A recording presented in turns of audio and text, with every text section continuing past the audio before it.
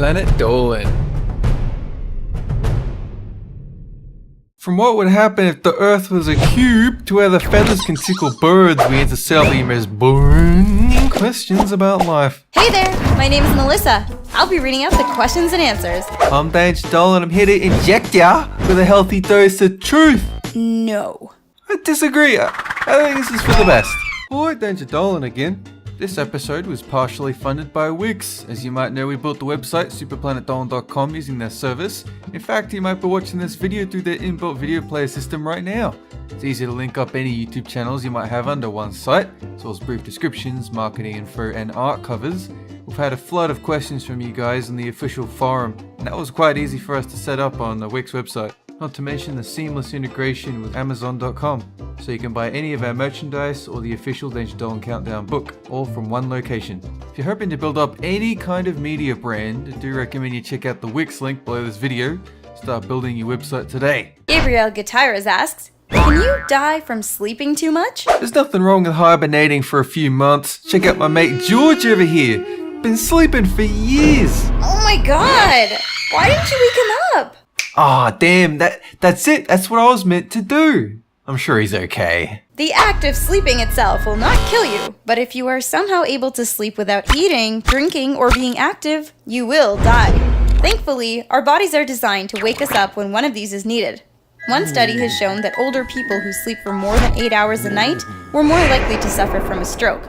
But this could be due to other medical conditions and is not conclusive. Nabs asks, can earwax be used to make candles? Ugh, that is disgusting. I can't believe you people would waste valuable earwax on making candles.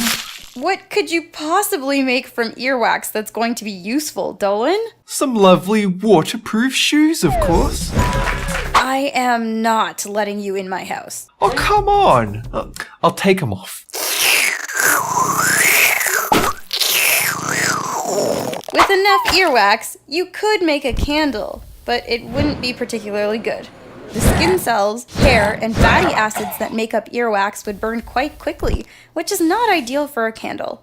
I'd stick with regular candles made out of paraffin or beeswax. Spaz Crafter asks, why do shopping carts always veer to the side? Because they're garbo. Whoever makes those things is having a laugh. Look at this one. Those cactus. It's completely crooked. I have no idea what you're saying. Listen up, Sheila. Your head's not screwed on. Most shopping carts have a set of 4 wheels that rotate on an axis. This design is great for moving the cart with very little force, but not so great when it comes to maneuvering, since all 4 wheels can rotate separately. This can lead to the cart moving in different directions rather than the desired one. It can also mean your cart's busted. That too. Okay, Lover5 asks, what would happen if the sun suddenly changed color? Depends on the color. Green is safe, but if it goes red, well, that means the apocalypse has come, of course. You should all repent your evil ways. Not me, though. I've been a good boy. I've got nothing to worry about. There was that time you almost killed me while driving on the beach. Oh, come on, that was a nice day. I even got you an ice cream. No, you got me ice in a cup. Yeah, and you're welcome. The color of a star like our sun depends on its temperature. If our sun suddenly became a red dwarf star, then its temperature would be much lower, and our planet would freeze over. On the other hand, if the sun became a blue giant, then our planet would be scorched by the massive increase in heat, and life would cease to be. Like I said, get repenting. Torokin asks, why does your mouth feel ice cold after chewing mint gum? Because mint gum freezes your insides. Be careful how much you chew. Every piece of gum reduces your lifespan by at least a day. Eventually, all the ice builds up in your system till it's fatal. Just look at George. He used to go through a pack a day. He does smell minty fresh, though. Good old Georgie, top bloke. Our mouth contains sensory neurons that send an electrical charge to the central nervous system and brain when reacting to certain stimuli, like cold water. The thing is, these sensory neurons contain a protein that also reacts to certain compounds, such as a menthol, which is found in peppermint. This causes us to perceive a coldness in our mouth when chewing gum. Jake Oriano asks, what would happen if Earth was a cube? See, if I was in charge of a cube world, I would label each side from 1 to 6. Naturally, I would be on section 1, the side that gets sunlight, the best side. Then there's section 6, the dump. That would be where all the other zones dispose of their waste. Who would want to live there? Look, I'm sure there's somebody out there who would just love it.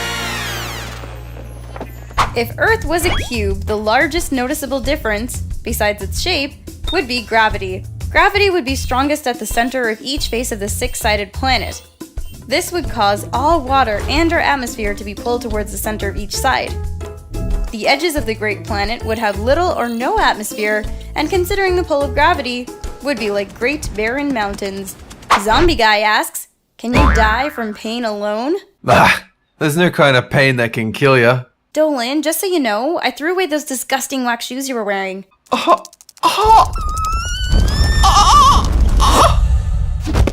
You pair of drama queens! Although it's technically not the pain alone that kills you, intense levels of pain can cause you to fall unconscious and enter into a state of shock. Circulatory shock is quite serious, as if it is not treated quickly, it can result in fatal damage to both the organs and brain, resulting in death. Derpy Derp da Derp asks, if a gallon of poison were poured into the ocean, what would happen? The ocean's already poisonous. It's filled with salt, mate. You drink too much of the stuff, it'll kill you. And you want to add more poison? That would make it twice as poisonous. Think of the fish, man. Hey Dolan, what have you been doing with all the garbage around here? Oh, don't worry. I've been taking care of it. The simple answer is not much. The sheer volume of water in the ocean would dilute the poison. However, the ocean is already filled with a giant amount of toxic chemicals that could be harmful to both sea life and humans. Studies have found that some highly toxic pollutants take years to break down, and that traces of banned industrial chemicals from the 1970s linger in the deepest trenches of the ocean and have contaminated the scavenging animals that dwell there. IMLXD asks, what if humans switched places with animals? That's ridiculous. Animals switching places with people? Come on now. That would never happen. How do you know that, Dolan? It might be more possible than you think. Please. The time of our uprising has come. Bow to me, pathetic bipeds. Huh? Why am I kneeling? Good boy! Yes, yes! I am the goodest of boys. Hypothetically speaking, if humans somehow reverted to a primal state and animals took over their civilizations, then perhaps humans would fill the role of domesticated pets or zoo animals. Some might live in the wild, existing as they did many thousands of years ago in hunter-gatherer societies. As for the animals, well, they might find it hard to adapt to society built by humans. A dog trying to drive a car might have some trouble without opposable thumbs or legs that can reach the brakes. Can feathers tickle birds? I don't know.